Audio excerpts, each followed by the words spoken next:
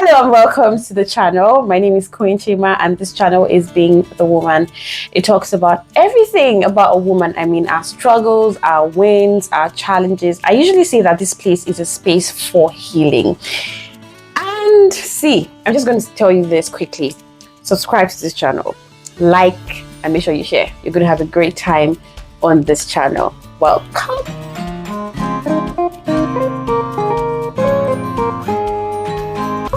I have a special guest today, and this is our first episode ever, and she is everything kind.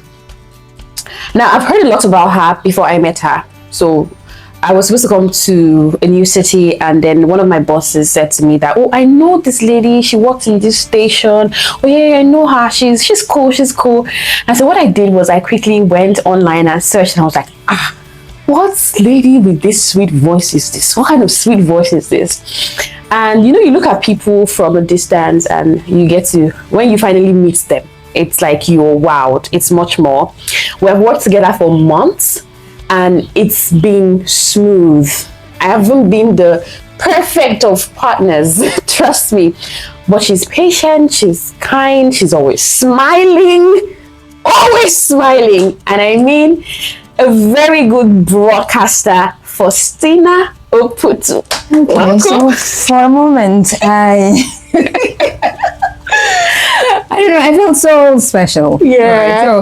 Right, so, well, everything you heard, and I don't know, but coming from you, I think I'm just going to take it and then feel so good. You're welcome. Yeah. You're welcome. And thank you so much for having me here. It's a pleasure being here. You're welcome. We're delighted to have you. So, how have you been? I've been good. Okay. Yeah, I've been good. With everything going on, I've just been good. Because I have, ways to cope, so I've been good. Yeah, talking about ways to cope, I don't know if that's something that everyone is conscious of. I mean, our coping mechanisms, and especially as women, right? Because I feel like sometimes we want to escape certain things using people, all right? Yeah, I don't know if everyone is conscious of coping mechanisms. Yeah. That's something that maybe some people just see that, well, it's just there, all right? There are coping mechanisms, but they don't really, explore those. Yeah. So they just feel, oh, it's just part of life. But there are just a few people who would see that, okay, there is such a thing as coping mechanism. And so I'm just going to explore how best I can cope with any kind of situation. Can you share yours with us? What's your coping mechanism? Oh, well, I have a few of them, to cope with different kinds of situations. Now, for me, like you say, I smile a lot. Yes, I do smile a lot, and it's intentional. I've been working on it, right? And one of the ways that I cope is long walks. So sometimes when I feel like I'm taking a lot, like there's a whole lot, I'm feeling the weight of the world on my shoulders, I just take long walks, right, and then I'm fine. And then I also I call them my sanity pills. Sanity pills? Yes. So like the long walk is one of them, all right? And then I have a couple of people that I call when I'm feeling down. After the call, I feel better. Wow. So I have just a few people that I call for, different times. And then after talking to them, I feel better. And other times I just sleep. It's really very important. You need that. Yeah, I mean, I sleep. Shut down everything and sleep. Seriously, I shut down, I sleep, and after I'm done with the sleep, I feel better.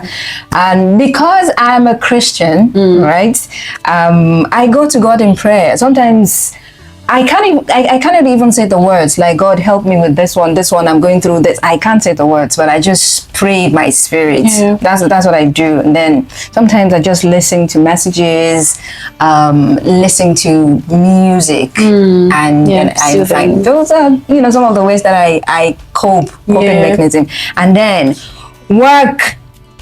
Now, some people, I know this one. Yeah. Now, I know someone might just be saying, okay, work is a lot. So how is that part of your coping mechanism? It is, because the moment I get into the studio, it feels like, oh, I'm in the best of zones. Yeah.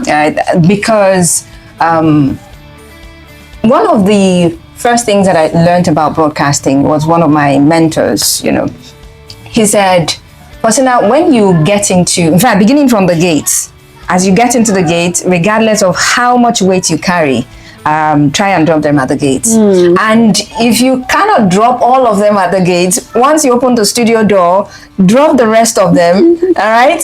But if you're stubborn, too stubborn that you cannot drop all of them when you walk into the studio, once you turn on the microphone, let everything vanish. Everything vanish. Yes. So that's what they teach us. So when I get into the studio, it's like, oh my goodness. Yeah. That's what they teach us as broadcasters. And someone might just be thinking that we're pretending. No. I think that for broadcasters who love the job, and because you're telling stories and you're connecting with people, so there's that sanity it brings. So some people be like, my job doesn't make me fine. It's stressful. I go and I'm bothered. But broadcasting, I mean, being on the air, talking to that microphone, talking to someone, it's relieving. And it's a form of expression. True. So it just helps. And sometimes it's not about you, right? Because a lot of people counting on your laughter, right? Because I laugh a lot on the air. It's intentional. And sometimes I don't laugh as much as I can, all right? And then sometimes some people are like, okay, today you know laugh. What's happening? Because after shows, you get to receive messages, calls, and all of those. Social media, they drop messages for you. And so if you don't do what they expect of you, they begin to send you messages there. So yeah, it's about the people. Some people are just counting on your laughter to laugh, all right? Oh, Faustina, I like the way you laugh. It makes me laugh. Well, that's a good thing, all right? I say to them, thank God my laughter is making you laugh. That is intentional. You're, excited about something. Maybe you could just be in some mood at that point, and then you heard me laugh, and you just follow me. It's contagious. You follow me, and so it's something.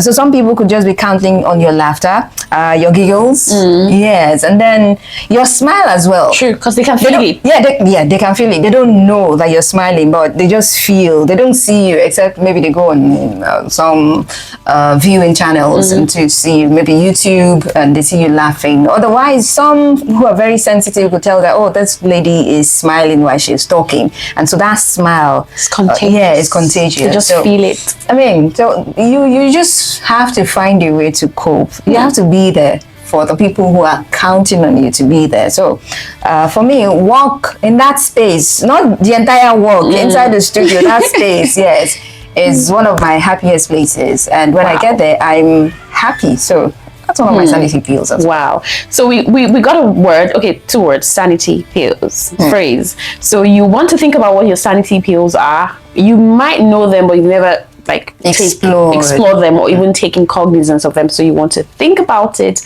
and take note of them, because why I'm saying this, you become more intentional about it. So when you are burdened, when it's like the world is crumbling, your world will not crumble in Jesus' name. There are times that we just need that breath of fresh air. So you want to know which to explore. I'm thinking about mine. I think music is part of it for me. I listen to good songs music a lot. Like for almost a lot of people. Music, different kinds, genres. So, then I talk to God a lot. I'm a Christian too. We're Christians. So I talk to God a lot, and I talk to God in the most informal ways. Like, I don't necessarily need to lie on the ground or kneel or even pray and fast. These things I'm not saying they're not good, right? I could just talk. I just talk like he's right beside me, like here, like, God, see this thing, I'm losing it, I don't know what to do and all.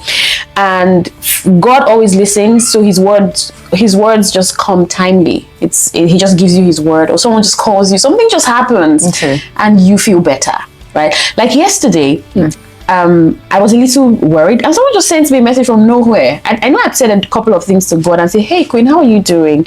I just wanted to hang in there, right? Wow. And be fine. I was like, oh, we haven't spoken for like months. A sister too. And that was great. Good messages. And so you talked about talking to people and all of that. So sanity pills, very necessary for life. Absolutely. So living in Nigeria as a young woman, how have you been coping? For me, as a woman living in Nigeria, currently is a lot, okay?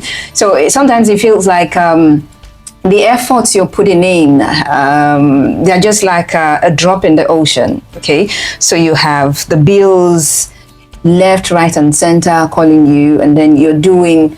You think you're doing enough, to make money, to make ends meet, so you don't have to be someone who you're totally depending on.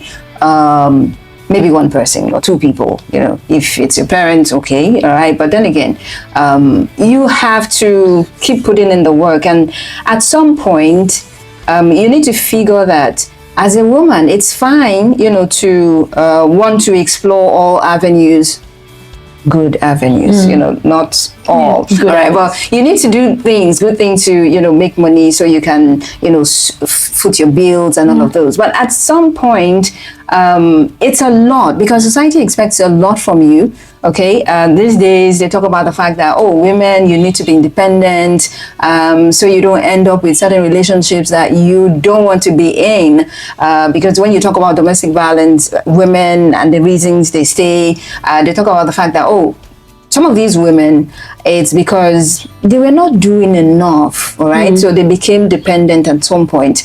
And so some segment or a segment of society expects you as a woman to do all you can to be financially independent. And so I just work. And for me, personally, I do what I have to do. So I do my job.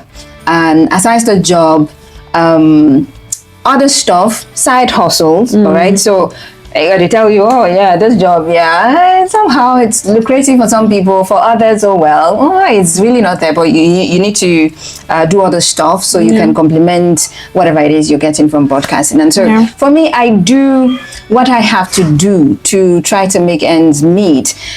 In the midst of that, I care a lot about my well-being, right? So if I'm not in a certain zone where I'm very productive, it would be nice, right? So in the midst of all of the hustles and bustles, I just try to find a way to, let my hair down at some point, right? And then still, figure out how I want to go about certain things I go about. It's really a lot. Especially now that the value of our naira is something else. There is inflation, and so prices are just soaring. And at the end of the day, for me, like right now, I feel like, Faustina, you're not doing enough. I was going to ask you that. Yeah. Are there times that you feel you're not doing enough? Oh, yes. There are times that I feel like I'm not doing enough. Like, even in the industry, I feel like I'm not doing enough. Okay, Faustina, it's not enough that you go to work, you go to the studio, you talk to people, and then you probably make people happy. Some you make them sad, That's true. Not everybody gets excited. Exactly. Depending on your conversation, sometimes, especially politics, you're like, oh no, Faustina, no, this is So sometimes you get on people's nerves, all of those. But sometimes I feel like that's not enough. There's more to me, okay? Even the people that I think that I'm going there to make a difference or make an impact in their lives, right? They probably would be expecting more from Faustina. So sometimes I feel like, no, I'm not doing enough. And so I sit and I think, okay, so what more can I do? What more can I do? Even if I want to, my job is to impact lives, just make people happy, inform people, and I just find ways, think about ways. Sometimes the ways they come to the head, but when it comes to implementing them, it's an issue. That's what you find. I would do this, I would do procrastinate. Yeah, exactly. And you're looking for perfect moments. Perfect moments. Okay. No, there are no perfect moments. So I have been thinking of how to start this channel. So I have a channel existing. It's Queen Chima. I've changed it to being the woman. I changed back. I said I just want to talk about my personal thing, but I just realized that I'm not here to talk about me. That's not why I'm here on earth. I want to get into other people's lives, especially women. There are a lot of things that we go through. I was talking to a woman yesterday and I was just looking through her eyes and I'm just getting pictures of a lot of women are going through a lot. And it's born out of a number of factors. You want to talk about family, you want to talk about society, expectations, and all you can think of. And whilst you just want to breathe, you just want to live, you also need to factor in these things, how it affects you and on all. So, but you've been procrastinating. I mean, I think after this, you're going to start. I will. Matter of fact, I spoke to you about something. It's just like this is opposite of what I have in mind to do. So yesterday I was just going through my Facebook feeds and I saw a particular conversation. Yeah. And it just dawned on me that, Faustina, you've just been waiting. Look at what you're supposed to be doing at the moment. Look at them. Someone is doing it and then you're waiting. I'm like, okay. But I was just waiting for a perfect moment.